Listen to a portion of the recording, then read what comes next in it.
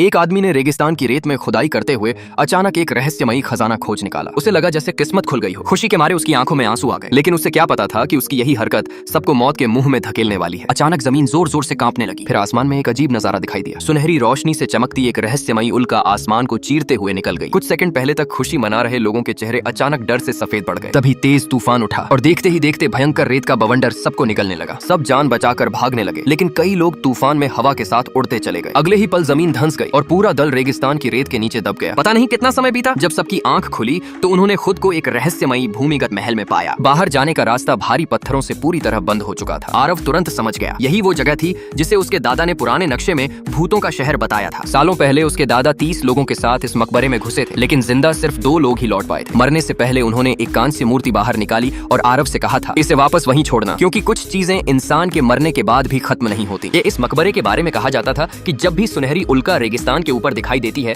तभी इसका दरवाजा खुलता है, और अगर मौका चूक गया तो अगली बार खुलने में पूरे 70 साल लग जाते हैं। इसीलिए आरव अपने 2 खास साथियों करण और रोहित के साथ यहाँ पहुंचा। लेकिन खजाने की खबर दूसरी कब्र लुटेरों की टोली तक भी पहुंच चुकी थी। वक्त कम था, इसलिए दोनों टीमों ने मजबूरी में साथ मिलकर अंदर जाने का फैसला किया। अब सबसे बड़ी समस्या थी मकबरे का दरवाजा खोलना। तभी आरव की नजर दीवार पर लिखी चेतावनी पर पड़ी, जो जीवित इंसान इस मकबरे में घुसेगा वो 9 पीढ़ियों तक श्राप झेलेगा। लेकिन लालच में अंधे लुटेरों को इन बातों से कोई फर्क नहीं पड़ा। उन्होंने तुरंत खुदाई शुरू कर दी। जल्द ही एक विशाल पत्थर हट गया, मगर ये साधारण दरवाजा नहीं था। एक पत्थर हटते ही पूरा ढांचा डोमिनो की तरह टूटने लगा। आखिरी समय पर करण आगे आया। उसने अपनी तलवार फेंककर गिरते पत्थरों का दबाव रोका और खुद दरवाजे के बीच खड़ा होकर पूरे रास्ते को संभाल लिया। जल्दी अंदर जाओ। सब भागते हुए अंदर पहुंचे, लेकिन जैसे ही आखिरी आदमी अंदर आया, विशाल दरवाजा जोरदार धमाके के साथ गिर पड़ा और बाहर निकलने का रास्ता हमेशा के लिए बंद हो गया। अब उनके पास आगे बढ़ने के अलावा कोई रास्ता नहीं था। कुछ दूर चलते ही वे एक अजीब कमरे में पहुंचे और वहां का नजारा देखकर सबकी रूह कांप गई। पूरा कमरा छोटे छोटे लड़कों और लड़कियों की कांस्य मूर्तियों से भरा हुआ था। उनके चेहरे बेहद डरावने और अजीब थे, जैसे जिंदा इंसानों को उसी हालत में कैद कर दिया गया हो। लेकिन लुटेरों की नजर में वो करोड़ों की प्राचीन मूर्तियां थीं। गैंग का सरगना तुरंत अपने आदमियों को उन्हें पैक करने का आदेश देने लगा। तभी आरव ने देखा कि उन मूर्तियों के चारों तरफ कई चेतावनियां लिखी हुई थीं, और सबसे डराने वाली बात, वो लिखावट बिल्कुल उसके दादा जैसी थी। ऐसा लग रहा था जैसे इस मकबरे के अंदर कुछ नियम बने हुए हों, और जो भी उन्हें तोड़ेगा उसे तुरंत सजा मिलेगी। तभी एक लुटेरे की नजर एक मूर्ति के नीचे लिखी लाइन पर पड़ी, इसे मत छूना। लेकिन उसने हंसते हुए चेतावनी को नजरअंदाज कर दिया। जैसे ही उसने मूर्ति को हाथ लगाया, अचानक उसके मुंह से एक जिंदा आंख बाहर निकलकर जमीन पर गिर पड़ी, और सबसे खौफनाक बात, वो आंख धीरे धीरे हिलने लगी। यही था उस शापित भूतिया शहर का असली आतंक।